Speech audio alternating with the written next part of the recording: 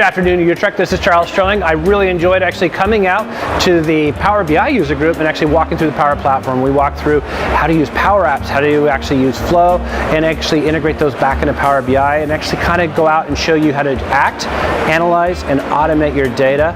I hope I can come back next year, and I really thoroughly enjoyed having you guys out. Thank you very much, Jeroen, for actually this opportunity. Cheers. I'm Reza Rad. I've been talking about data flow in Power BI in this event, Power BI Days user group. I wish I could come again next year and years after that. If you haven't tried it, it's a fantastic event. Come and check it out.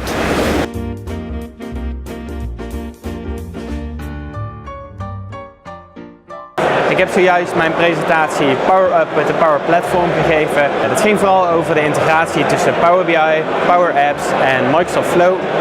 Om te zien hoe alles aan elkaar gekoppeld kan worden en hoe het een niet zonder het ander kan. Vandaag een presentatie mogen geven over de financiële rapportagetechnieken. Waarbij we hopelijk wat meer hebben kunnen laten zien over de mogelijkheden van Power BI in combinatie met finance data.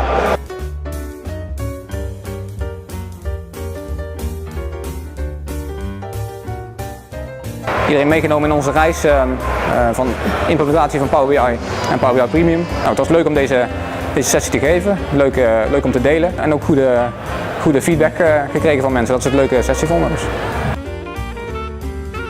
I'm here to talk about AI in Power BI service, and I really enjoyed the event. I hope that next year I'm able to come, and I really invite other speakers to come and join us. Thank you.